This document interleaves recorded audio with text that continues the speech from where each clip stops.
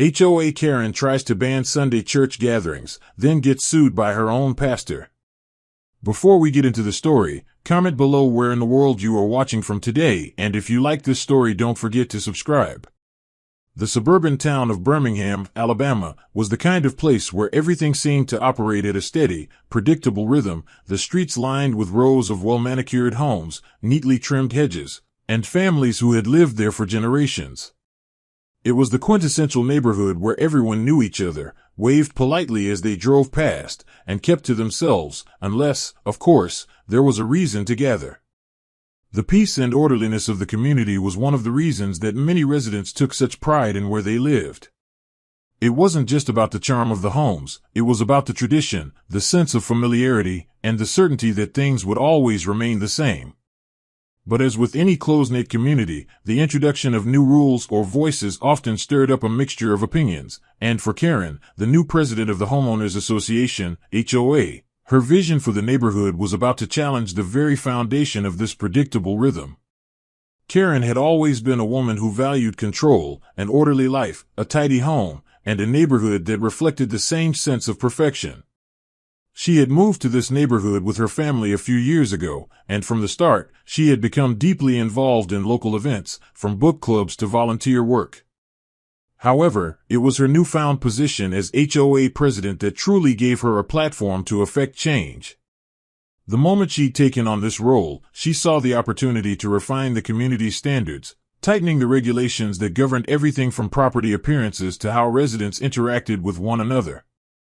Karen, in her mind, was doing what was best for everyone, believing that adherence to order was the key to maintaining peace. Her vision for the neighborhood was one of harmony, but it was a harmony defined by uniformity and precision, where nothing disrupted the status quo. It didn't take long for Karen to start noticing things that bothered her. Little things, at first, a fence that needed repainting, a neighbor's unkempt lawn, a mailbox that looked slightly out of place, but over time, these little things began to feel like bigger issues. She had no patience for these imperfections. There were signs of disorder, and in Karen's eyes, disorder was unacceptable.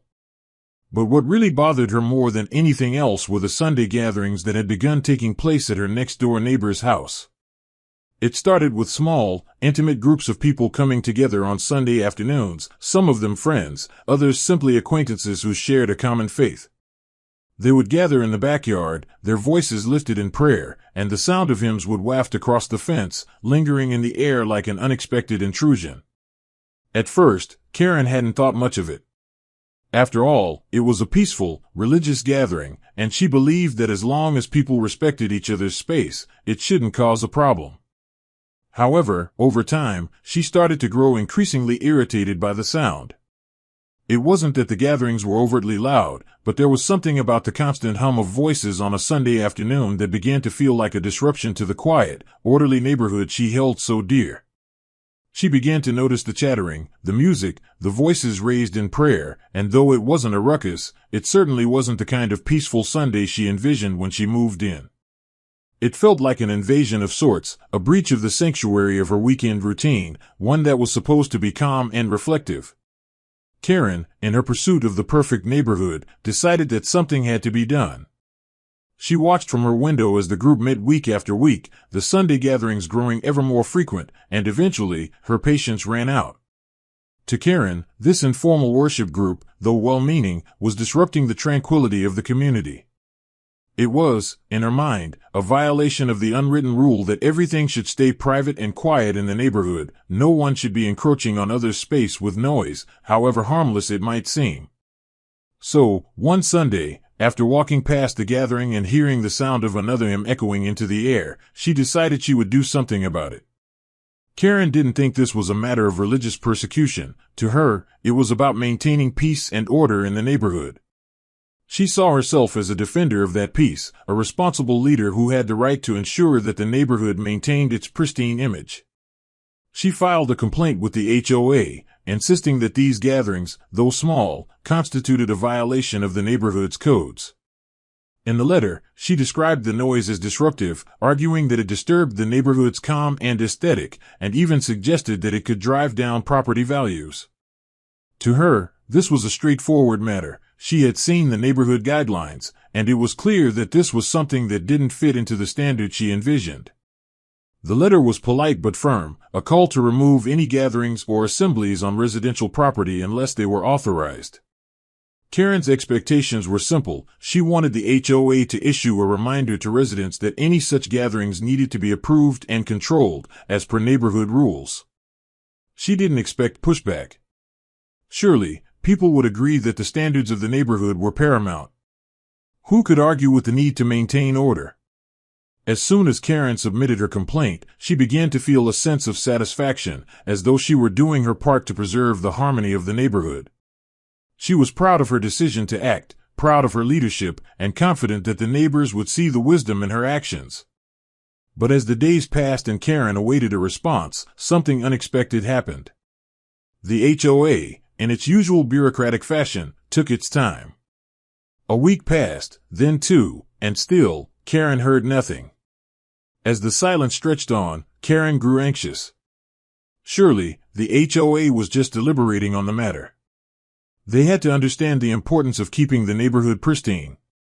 She continued to monitor the Sunday gatherings, growing more and more frustrated that they were still happening without any sign of a response. Meanwhile, her next-door neighbor, Lily, was unaware of the storm brewing just outside her door. She had no idea that her simple Sunday gatherings, meant to bring people together in faith, had become a point of contention.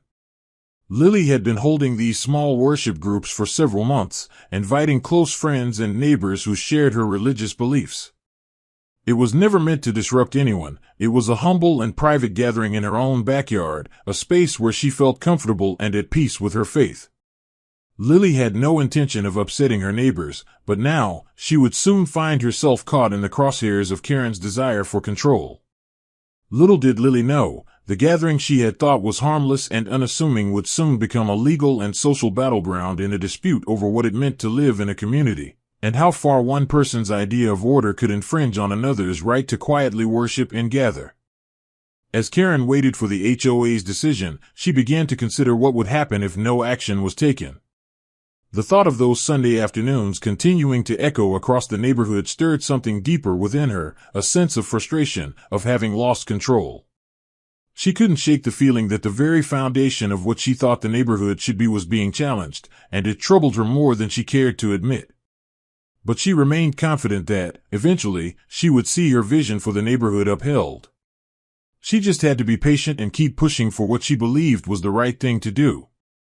The days passed slowly after Karen had filed her complaint, each one marked by the same quiet tension that seemed to hang in the air, thick with anticipation. Karen had expected a swift response, certain that the HOA would share her concerns about the Sunday gatherings in the neighbor's backyard.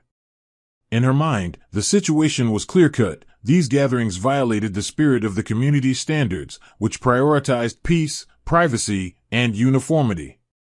She had hoped the HOA would agree with her, and that it would issue a polite reminder to Lily, the neighbor hosting the group, about the neighborhood rules regarding such assemblies. Karen was proud of her proactive stance and eagerly awaited the day when her neighborhood would return to its peaceful, orderly state. She imagined the letter being sent, the problem being addressed, and life resuming its usual course with nothing out of place. But as the weeks passed, Karen's patience began to wear thin. The HOA, notorious for its slow-moving processes, had yet to respond. There were no letters, no communications, no signs of action at all. Karen began to feel a knot of frustration tightening in her stomach. Each Sunday, as she walked past Lily's house and heard the soft hymns and prayers drifting from the backyard, the annoyance she had initially felt began to bubble up once again, this time mingled with a growing sense of confusion. Why hadn't the HOA taken action? Why was the issue being ignored? After all, the complaint she had filed was entirely reasonable, wasn't it? She had only been trying to protect the peace of the neighborhood, to preserve its calm and its tidy, orderly appearance. It had always been this way, quiet Sundays where neighbors stayed indoors or visited each other in small, intimate gatherings. It was simple, and it was how the community had thrived for years. By the third week with no response from the HOA, Karen found herself pacing her living room, her thoughts consumed by the situation. She had never been one to tolerate inefficiency, and the HOA's lack of urgency now felt like a personal affront. She couldn't understand why her neighbors weren't more upset about the situation. If they truly cared about maintaining the peace and beauty of the neighborhood, why were they silent? Why was it only her who was taking a stand? Surely, they must be just as bothered by the disruption as she was. But when she tried to bring it up with a few of her neighbors, she was met with polite indifference or vague excuses. No one else seemed to share her urgency. Some nodded uncomfortably, muttering something about how it wasn't their problem, while others remained silent altogether, as though they were too afraid to speak up. The weight of isolation began to press on Karen's shoulders. Was she the only one who cared enough to do something about it? Her frustration grew, and with it, her sense of righteousness. She had already done everything by the book, followed all the necessary steps, and yet nothing had been done. She began to feel like a martyr for the cause of maintaining order in the neighborhood, and she clung to that belief with increasing intensity. No one understood the burden she was carrying, the responsibility of safeguarding the neighborhood's quiet, controlled environment. She felt she was the only one who could see what was at stake. Her neighbors were either too passive or too afraid to speak up, leaving her to fend for herself in this battle for the soul of their community. One afternoon, as she sat on her front porch with a cup of tea, Karen watched Lily's backyard from a distance, her thoughts swirling. The sight of the small worship group, the familiar faces gathered in prayer, only deepened her conviction. The sound of their voices floated across the fence, their words blending with the gentle breeze. She could hear snippets of hymns, the occasional laugh, the soft murmur of conversation. It all seemed so innocent, yet so disruptive. The peaceful tranquility of Sunday afternoons was being stolen, bit by bit, by the constant intrusion of noise. And in her mind, it was no longer just about the noise, it was about control. Lily, in her view, had no right to disrupt the established order, no right to use her backyard as a public space for a gathering that affected everyone else. Karen felt justified in her complaint, but the longer it went unaddressed, the more her frustration grew. She decided to take matters into her own hands. The HOA's failure to act was, in her eyes, a clear sign of incompetence, and she couldn't rely on them any longer. If they wouldn't enforce the rules, then she would. With renewed determination, Karen drafted another letter, this time addressed directly to Lily. In it, she outlined her grievances in no uncertain terms. She didn't mince words. She told Lily that the gatherings were no longer acceptable and demanded that they be stopped immediately. She referenced the HOA guidelines and reiterated the importance of keeping the neighborhood quiet and free from disruption, making it clear that Lily's gatherings violated those standards. Karen, in her mind, was doing the right thing. She was helping Lily understand the importance of maintaining neighborhood peace. It was for the greater good, and surely Lily would see that. Karen sent the letter by certified mail, ensuring that it would be received directly. She had no doubts that Lily would comply. After all, what choice did she have? The rules were the rules, and the neighborhood had to be respected. Karen waited eagerly for a response, imagining the look on Lily's face when she read the letter and realized the gravity of the situation. Karen pictured Lily, perhaps in a moment of shame, agreeing to stop the gatherings and quietly apologizing for causing any disruption. The neighborhood would return to its peaceful routine, and Karen would have restored order once again. But the response that Karen received was not what she expected. Several days after sending the letter, she was taken aback when she received a phone call from Lily, asking to meet. The tone of Lily's voice was calm, even friendly, but there was an undercurrent of something more serious. Karen felt a flutter of unease as she arranged to meet Lily at a local cafe. When they sat down, the conversation quickly turned from pleasantries to the heart of the matter. Lily explained, in a soft but firm voice, that the gatherings were not just casual get-togethers, they were a vital part of her life, a way for her to connect with her faith and her community. She told Karen that she was a member of the local church and that these gatherings were deeply meaningful to her and to those who attended. Karen, taken aback by the unexpected warmth in Lily's tone, was initially speechless. She had never considered that the gatherings might hold such significance for someone.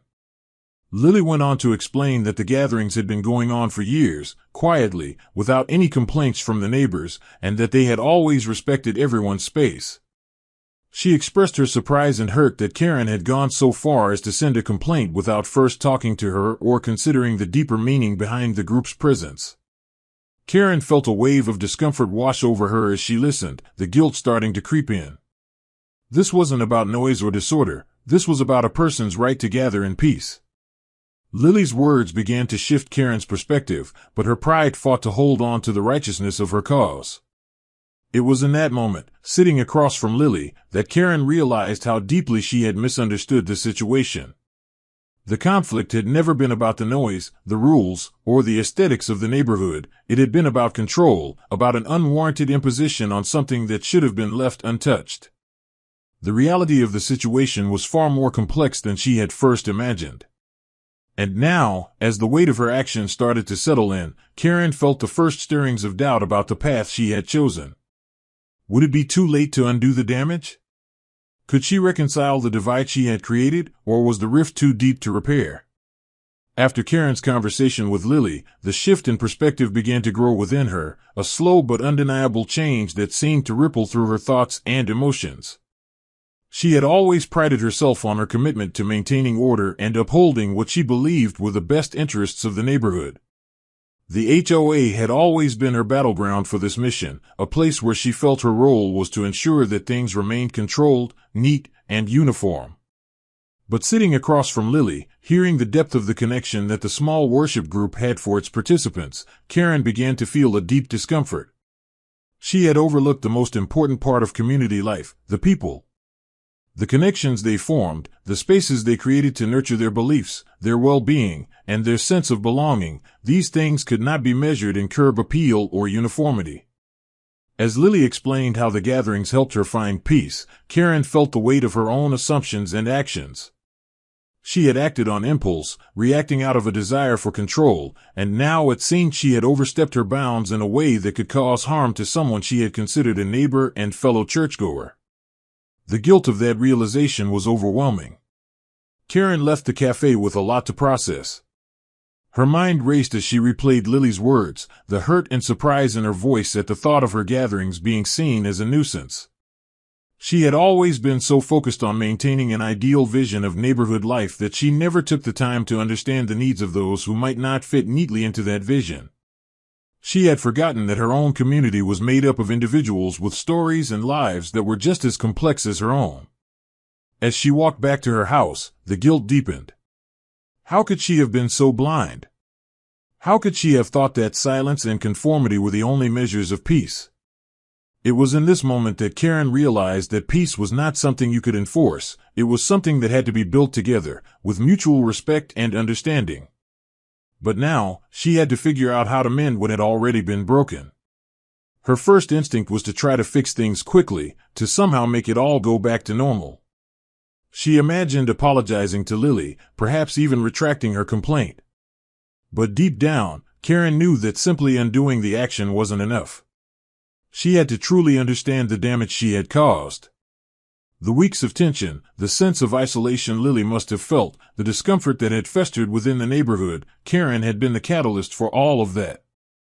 The HOA's slow response to the situation had only amplified the discomfort, leaving people unsure of how to proceed.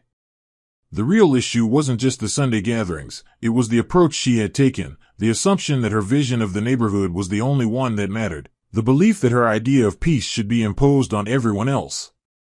This realization stung deeply, and Karen knew she needed to make more than just an apology. She needed to change.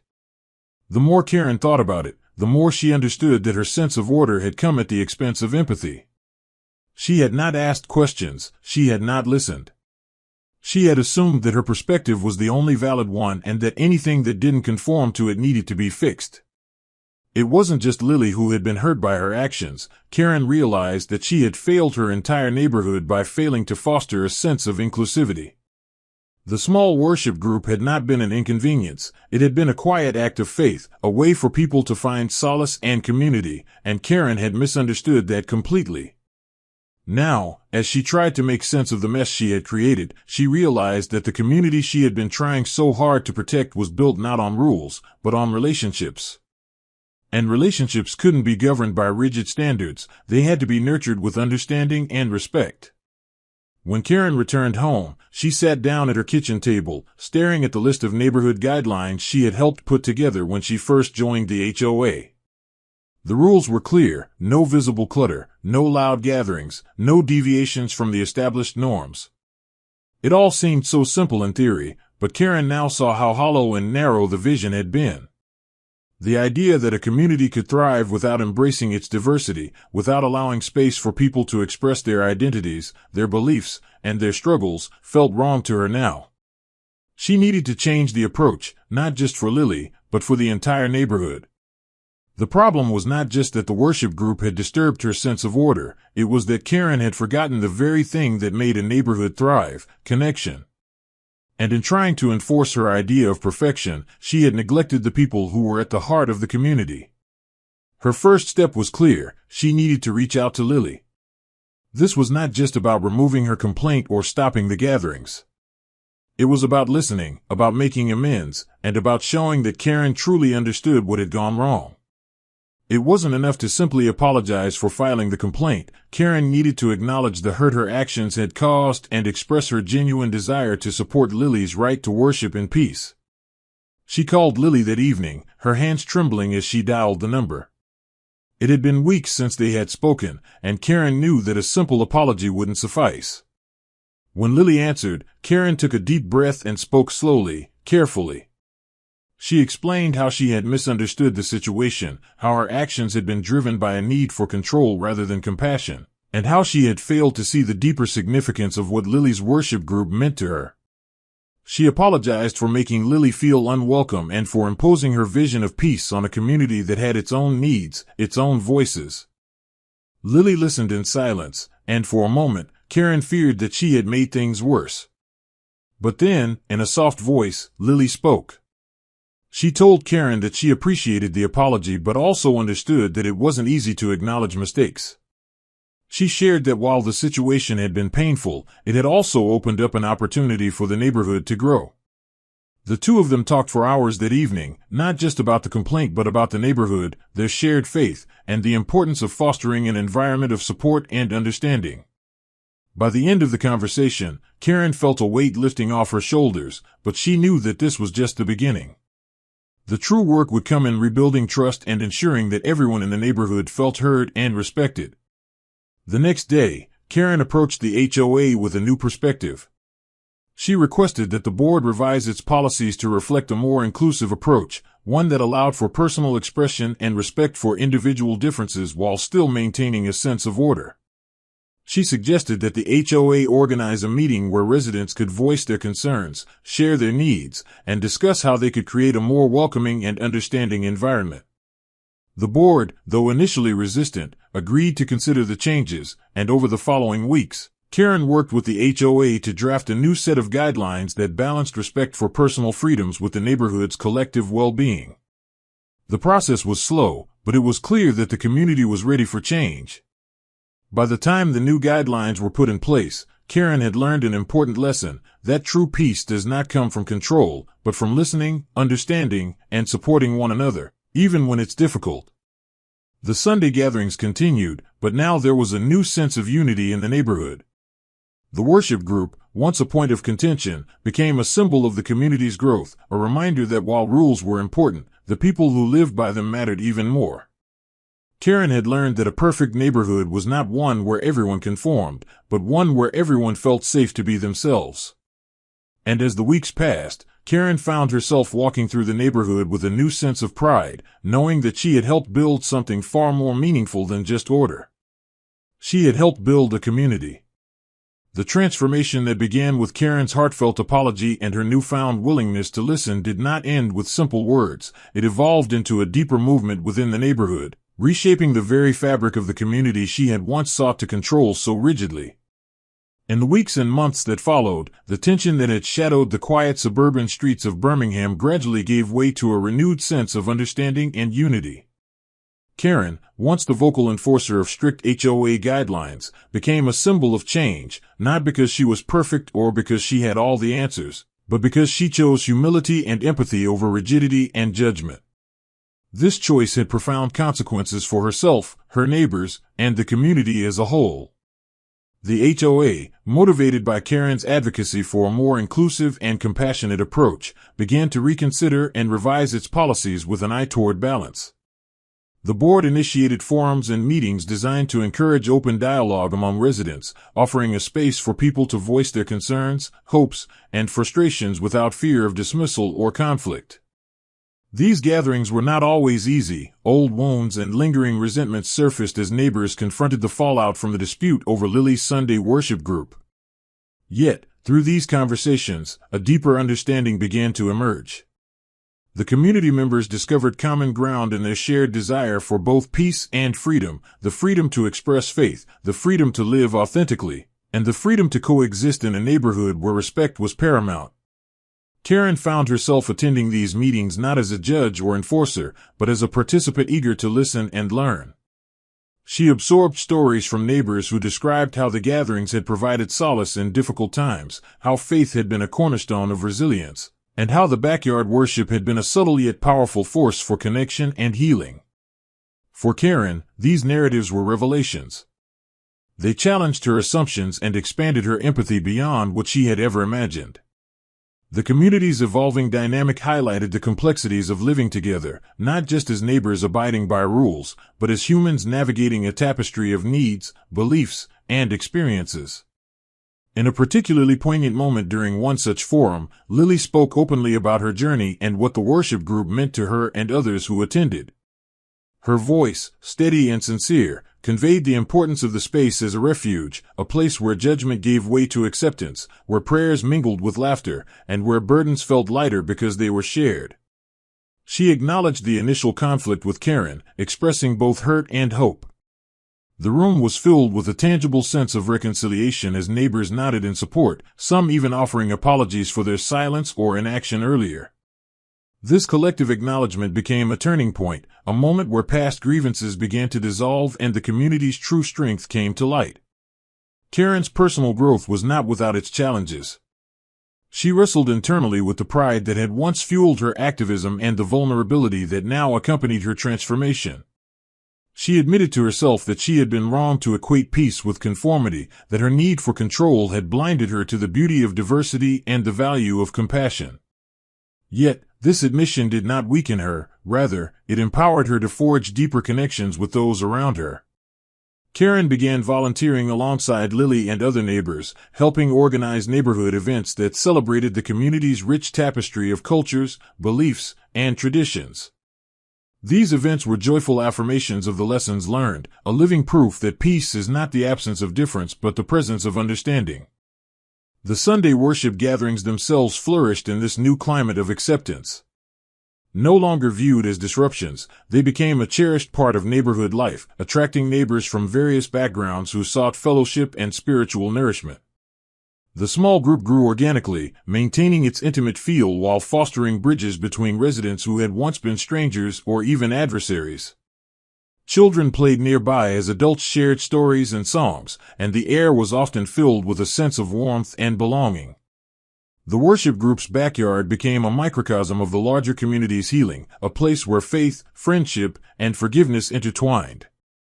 The HOA's revised policies reflected the community's evolving values. Rather than rigid restrictions, the guidelines now emphasized respect, accommodation, and communication.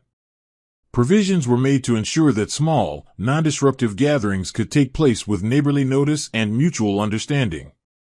The HOA also established channels for mediation and dialogue before conflicts escalated, encouraging residents to approach disagreements with openness rather than immediate complaint. These changes marked a significant shift from enforcement to partnership, transforming the HOA from an overseer of rules into a facilitator of community harmony. Karen, who had played a crucial role in advocating for these reforms, found fulfillment not in authority but in service. Beyond the neighborhood, the story of Karen and Lily's conflict and its resolution became a point of reflection for the wider Birmingham community. Local churches and civic organizations invited both women to speak about their experiences, emphasizing the importance of empathy and the dangers of judgment. Their story served as a powerful reminder that legal or procedural victories mean little without human connection and understanding. Media coverage, respectful and measured, highlighted the challenges faced by modern neighborhoods as they navigate issues of diversity, faith, and individual rights within shared spaces. The narrative resonated with many, inspiring similar dialogues in communities across the region. For Karen personally, the journey was transformative in ways she had never anticipated. She came to view her role in the neighborhood not as a gatekeeper enforcing perfection but as a steward nurturing community. Her faith deepened as she applied its teachings not only to her private worship but to her daily interactions with neighbors, friends, and even former adversaries. She learned that leadership rooted in humility could inspire more meaningful change than that based on authority alone. In her quiet moments, Karen often reflected on how close she had come to alienating herself from those she sought to serve and how the courage to admit fault had opened the door to richer relationships and a deeper sense of belonging. The neighborhood itself, once fractured by conflict, now thrived in a spirit of cooperation and mutual respect. Residents embraced both the unity and the diversity that made their community unique. The lessons learned from the dispute over the Sunday worship group became embedded in the collective consciousness, guiding future decisions and interactions. The street, which had once echoed with tension and silence, now resonated with laughter, conversation, and the harmonious blending of lives lived side by side. The experience had reminded everyone that neighborhoods are not simply collections of houses and lawns but living communities shaped by empathy, respect, and the willingness to see one another fully. As the sun set over the Birmingham suburb on a calm Sunday evening, Karen walked past Lily's house, where the familiar sound of soft hymns drifted through the air. She paused, smiling quietly to herself, feeling a profound sense of peace she had never known before. The neighborhood was no longer just a place where she lived, it was a community she belonged to, a community strengthened by its trials and renewed by its capacity for grace. And in that realization, Karen found the true meaning of peace, one that transcended rules and regulations, rooted instead in the simple, powerful acts of listening, forgiving, and loving her neighbors as herself.